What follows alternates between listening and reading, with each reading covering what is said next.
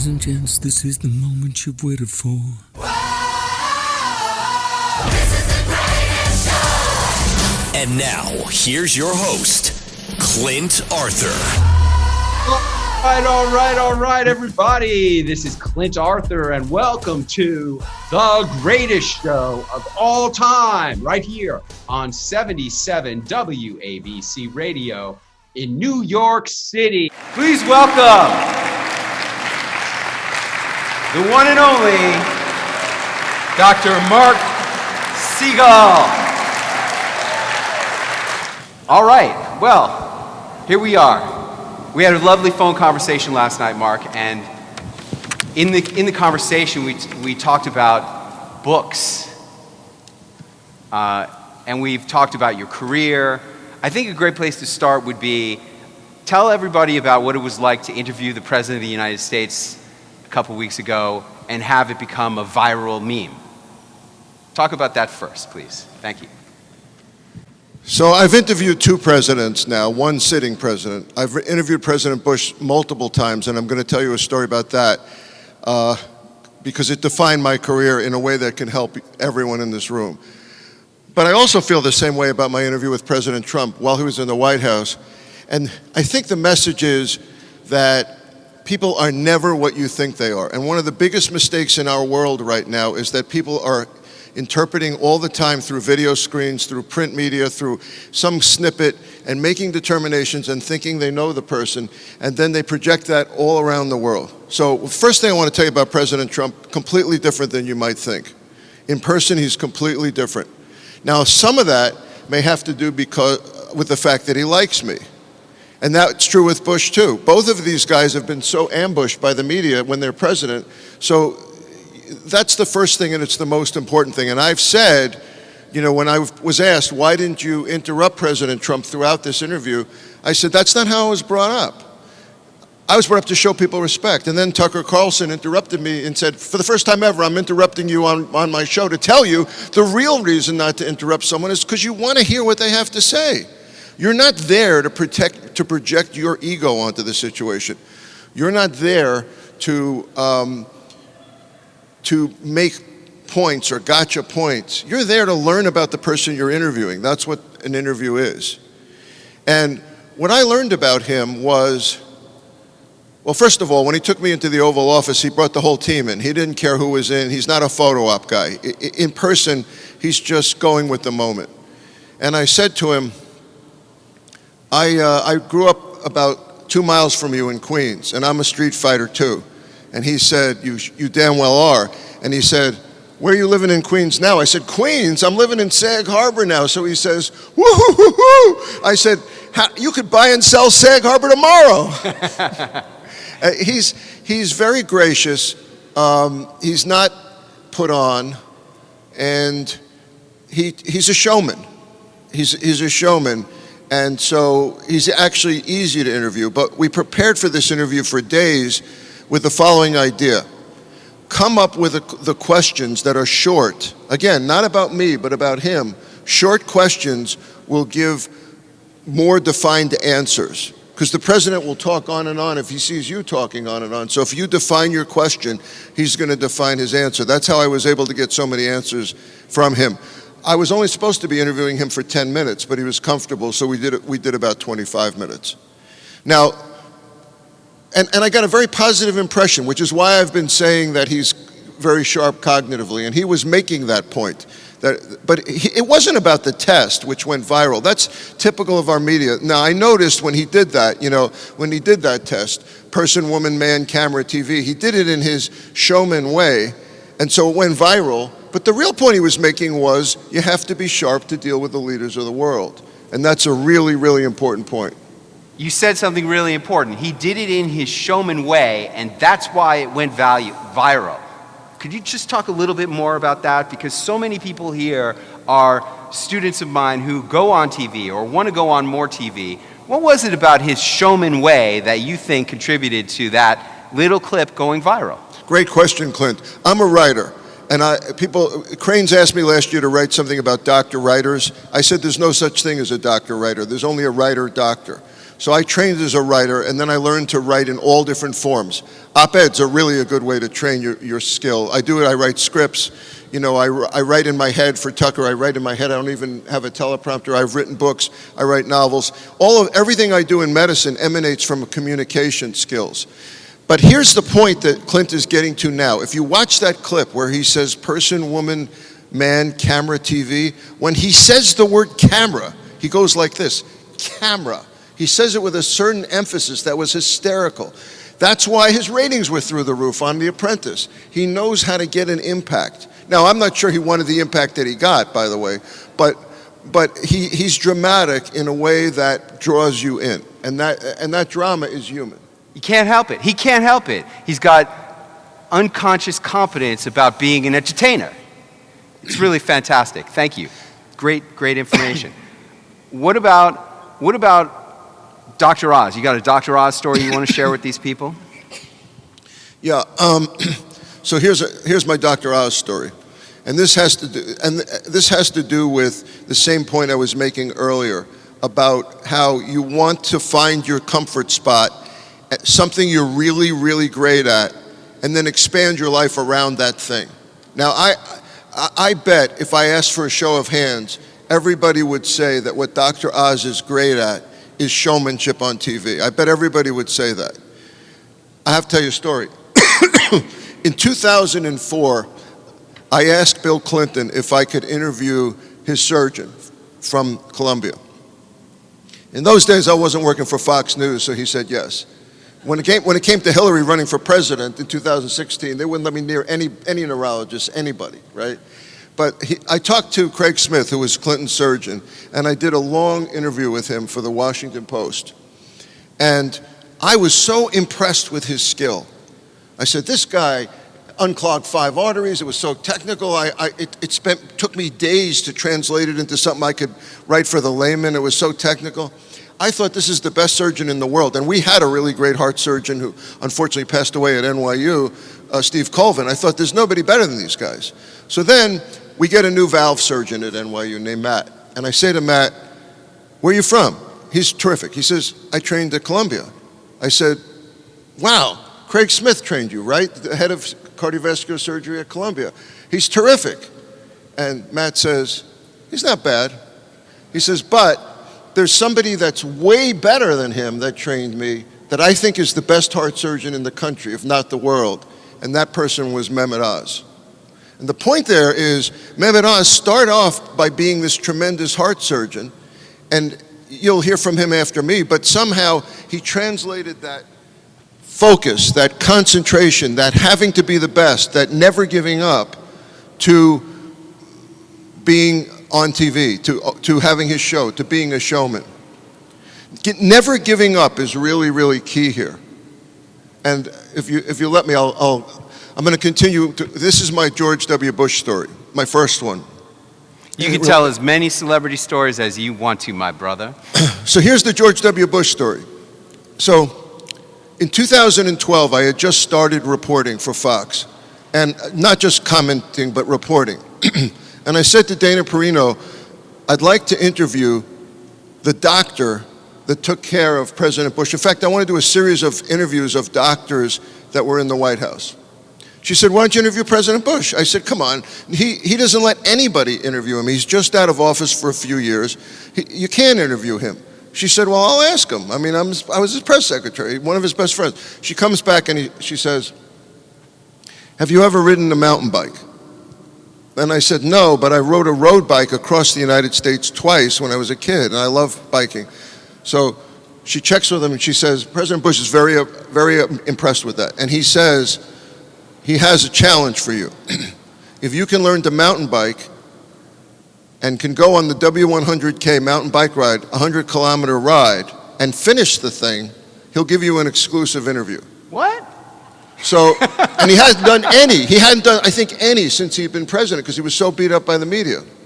So I pulled my road bike out of mothballs. After riding across the country, it was an epiphany moment, and that's what I'm trying to say here. Everything is, when you reach a certain epiphany, you don't want to keep trying to reproduce it all the time. So I took that bike out of mothballs, and I started training on it, 20 miles a day, 20 miles a day, 20 miles a day.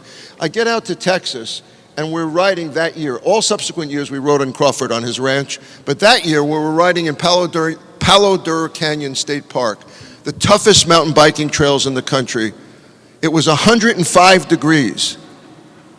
Luckily I had a Camelback, but I had never ridden a mountain bike before. He gave me, this saved my life, he gave me one of his mountain bike coaches who had won an Olympic gold medal in off-road biking. I mean, everybody knows he rode with Lance Armstrong, but this woman taught me to mountain bike in an hour and a half and taught me how to use clipless pedals, which I also didn't know. So then she's telling me, watch out on the trail for rattlesnakes. I go out on the trail, it's 105 degrees. The first day is 17 miles. I fell 27 times, rode over a rattlesnake, cactus in my rear end for months after that. But I finished. And the last mile of the ride that day, there was an ambulance circling overhead like a vulture. And 7 people went to the hospital, 3 of them had heart attacks, everybody survived. President Bush hears word of this and he says, he gets his exclusive interview right now. Wow. And he says to me, this is my first moment on camera with him and one of the greatest moments of my life, similar to being in the White House and the Oval Office. And he says to me, people don't know this about me, but they know it about my father. He says, the thing that we value the most in the world is toughness, people that don't give up. And you went from the total bottom to the top of the list. You can come back here every year, and I'll be honored to have you. And I went through the whole next year full of myself, I'm the greatest. And then I found out about President Bush, the other part of him. I come back, which is his sense of humor. I come back the next year, he comes right up to me and he says, what are you doing here? You fell 27 times last year, rode over a rattlesnake. How dare you have the gall to show your head here, he says.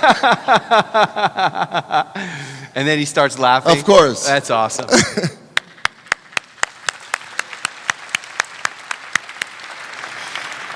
Can you please talk about writing? I want to know what's your process briefly, and what makes you such an accomplished and great writer?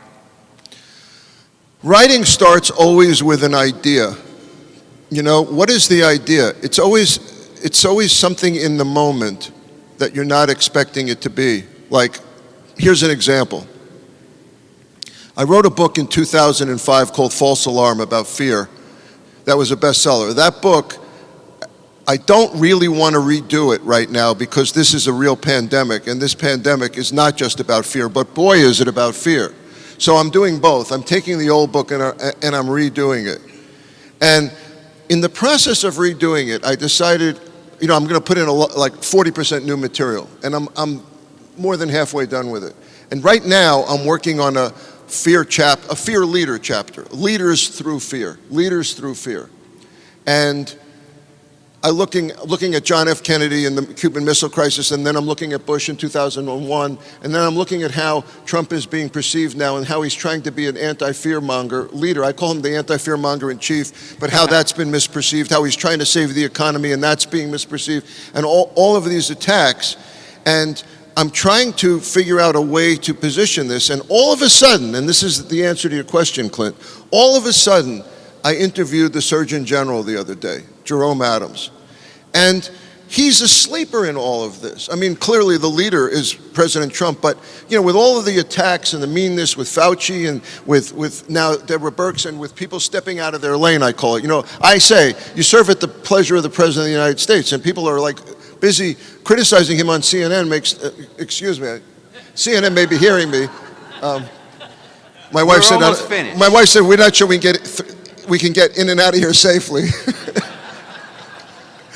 But the CDC is nearby in case anyone tries anything. but anyway, but I was looking for that fear leader, and I interviewed him on radio for a half hour, Jerome Adams, and he said some really amazing things that show he's a quiet leader. His 3 W's. Wear a mask, watch your distance, and no one says it like that. Watch your distance. That's a sign of respect. Watch your distance. Yeah. Wash your hands. He came up with that, and then he took something out of the Bible that he uses, which is he says, I asked him, how are you going to get people to take this vaccine when 30% compliance on these surveys, or up to 60%? And he says, Show them that you care, and then they'll care about what you say. And I was very pleased that President Trump, by the way, said he's taking the vaccine with me. That's huge, too. Because, in other words, we're going to be at the front of the line taking this vaccine, which sends the message for others to take it. And one final point. Today is 75 years to the day of Nagasaki and, the end of World War II. And this quest for a vaccine is like the Manhattan Project. So let's hope we win this time, too.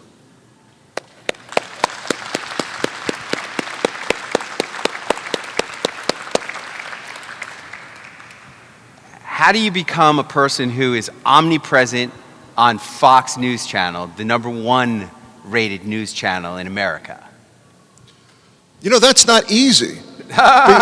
Because within Fox News, there's different directions. There are opinion shows, Fox and Friends, and then there are opinion shows at night, and then there are news shows during the day, and people have different angles at Fox, not how it's portrayed. And the way I can be in so many places at once is by sticking to the science. And I try to stick to the science on prime time, and I try to stick on the science during the day. The problem is the science is evolving, and what's been particularly mean about the media, not just towards me, but towards anyone. That's why President Trump said, I'm a street fighter. He's a street fighter. It's like, what happened to understanding that, like in February, in January, we were saying that this was a very dangerous virus to the world. But CNN was saying it's xenophobia to say that, right? And then the WHO kind of fans on this.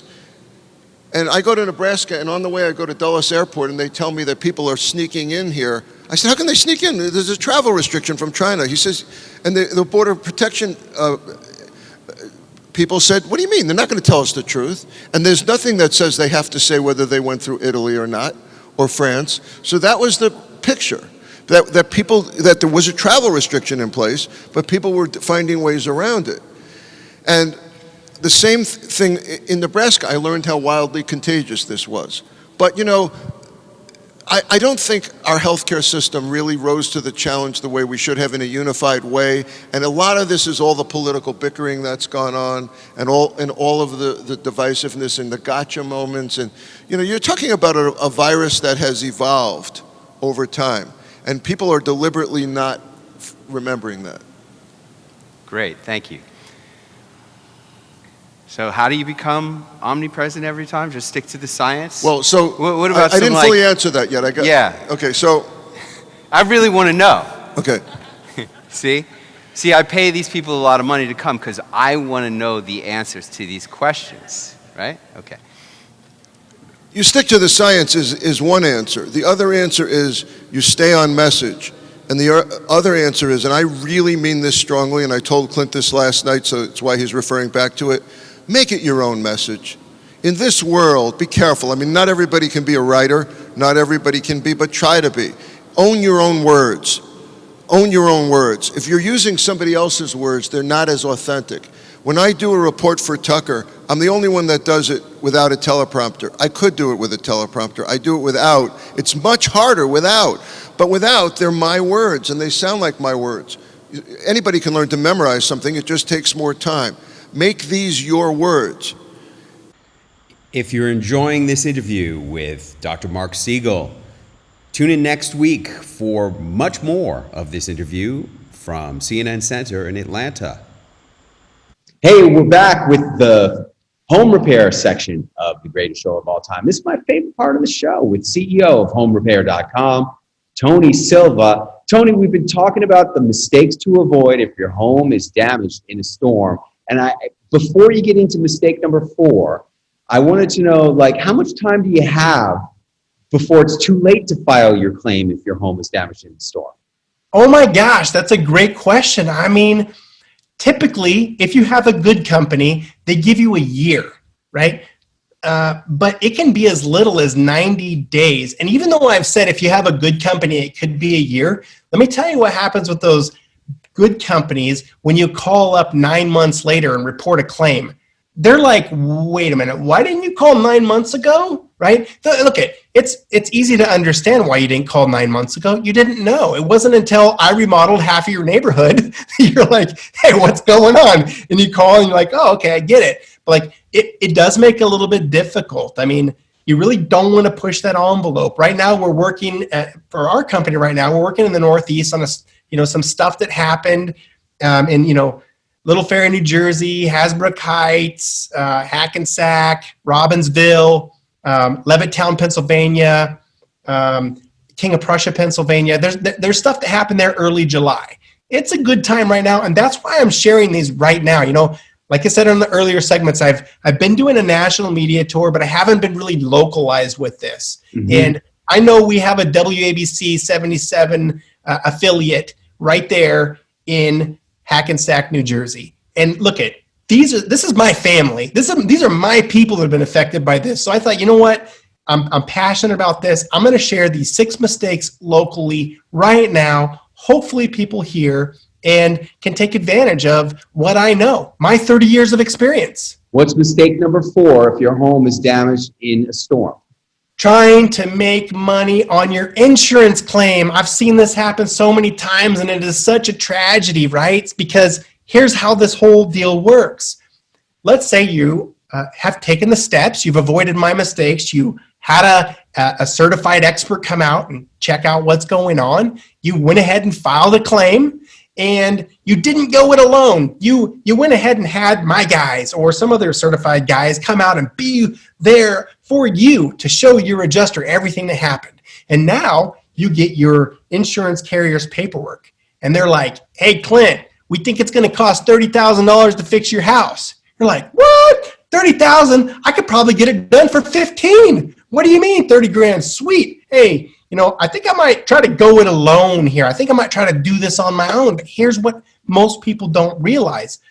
When the insurance company tells you there's $30,000 of damage, without getting too technical, that's the value of what was damaged. But that's not how much money they give you up front, Clint.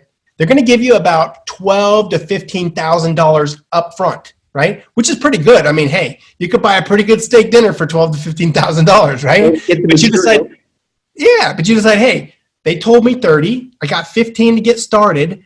I'm going to, you know what? Hey, thanks, Tony and your crew, for coming out and showing me all the damage. But Larry over here, I think he could probably fix the house for $20,000, and I'm going to make 10 grand, right? They told me 30. They gave me 12 to get started. I know Larry can do it for 20. Dude, I'm going to get my house fixed up. I'm going to go on a vacation. Yeah. Life is going to be beautiful, right?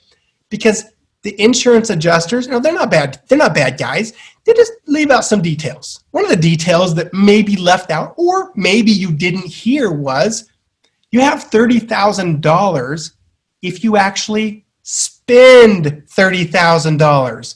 They will give you that 12 to 15 to get started. They'll tell you, hey, when the work is done, Clint, send us the invoice and we'll give you the rest of the money. You know how much money they send you if you got paid 12 and you give them an invoice from Larry that says 20? They give you 8. You're like, wait a minute, where's the other 10, man? And if you fudge that invoice or adjust it or revise it, now you've committed insurance fraud. And if you get busted for that, that is a big problem. That ain't worth $5,000. It's a real issue. Hey, so that's be smart. Avoid these mistakes. We got more coming up next week. But in the meantime, if your home has been damaged in a storm, go to homerepair.com and give them a call at, what's the number, Tony? 877 Red House.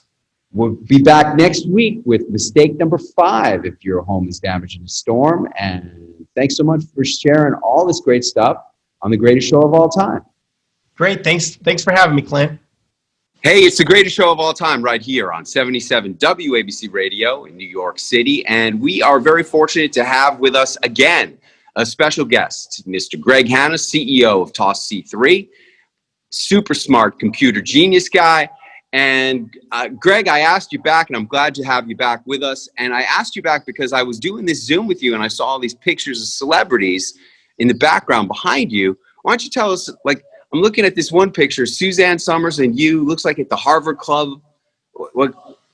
How'd you get, what's that all about? Man, that was a great event. So this is in 2019, and I was at the Harvard Club of Boston, sharing the stage with Suzanne Summers in the Harvard Hall, which is a giant, beautiful wood panel room with all of these CEOs and business leaders and medical professionals. And I was on the stage, we're talking about all different types of things. Now, Suzanne Summers is an amazing entrepreneur. And I asked her, I said, hey, Suzanne, you use Facebook, all this technology. Have you ever been hacked? And she said, not yet. And I thought that was a really smart response because she knew that it's not a matter of if you're going to get hacked, but just when will you get hacked? And I also see a picture of Damon John, one of the sharks from Shark Tank. Talk about that. Oh, Damon. Now, he's a great guy. And I had the pleasure of meeting him, and we talked. And, you know, he said that the most important thing to him are two things. One is you got to really rise and grind. He's got a book called Rise and Grind, just getting it done, working your butt off. And the other thing is that he just loves his family. So those are the really two big important things. Now, one thing that he does that I do as well is you only focus your time and effort on something that you can be a world beater at. You know, you don't try to do things that you're not great at. You know, I've got a beautiful M6 BMW. I don't try to, manage that and fix it myself. I take it to the dealer because I'm not an expert at that. But, they come to me when they have problems with ransomware, cybersecurity, anything to do with cloud computing, because that's what I am an expert at. Awesome. I see you there with Ice-T and his gorgeous pinup model wife, Coco, who I personally am a huge fan of. What's that about? They're the nicest people I've met. We were sharing the stage at Carnegie Hall in New York City, a beautiful venue. And, Ice said something that was really amazing. He said, don't expect anybody to wake up with your dream. I'm an entrepreneur. I've got a dream, and that's what gives me my passion and what's been such a huge driver to the massive success that I've had in business, especially over the last 10 years, is my dream. And he just nailed that with that statement, and it was a real pleasure to meet him. And I take that information that he gave me and I put it into everything that I do, especially around technology. And the last one I can see is Martha Stewart. Talk about her. What'd you learn from her? Martha, what a wonderful woman she was. She was so prim and proper, just as you always see her. It was tough to get her to smile, but she's a wonderful lady. And she said that her parents, her father, she believed that anything is possible. And I believe that too, that anything is possible. But Clint, I have a $1 million guarantee that you can't get hacked by ransomware. And if you live on this planet, you know that people are getting crushed by ransomware, paying tens of millions of dollars all the time. So you think it would be foolhardy of me to offer a $1 million guarantee backed by Lloyd's of London that you can't get hacked by ransomware. But like she said, like Martha said, if you work with persistence and hard work and all of those things, I truly believe that anything is possible. And for those clients of mine that follow my prescription for cyber safety, I believe it is possible for them to make their life livable. I believe it is possible for make their business unstoppable. And I believe it is possible for them to make their life livable in such a way where they're no longer terrorized by all those little punks who are getting up early trying to figure out how to kick their butt every single day. There's some mighty strong, confident words, and I love that about you. $1 million guarantee. Tell the people how they can find out more about your $1 million ransomware guarantee backed by Lloyd's of London and what else you can do for them at Toss C3.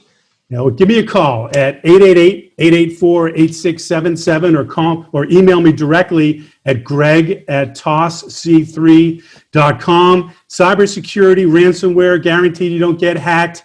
And if you're trying to do work from home, we've been in the cloud technology before cloud was cool, all the way back in 1999. Who are some of the people that you work with? Like one guy's not going to call you up. You're mostly with companies. No, right? Mostly companies, companies that have 10 to 50 users or 50 to 500, or if they want to do co-managed, they already have a giant IT department. I work with Marathon Oil, a billion-dollar company, Intel, billion-dollar company. I work for Fidelity Investments, for IBM. These are all billion-dollar companies. I don't do all their IT. I do a little tiny piece, and I do that for municipalities all around the country as well. Great. Give them the contact information again. Sure. It's 888-884-8677, or you can email me directly at greg@tossc3.com. Greg@tossc3.com. Greg Hanna, CEO of Toss C3. Thanks so much for taking your time to be with us here on the greatest show of all time. The greatest show of all time.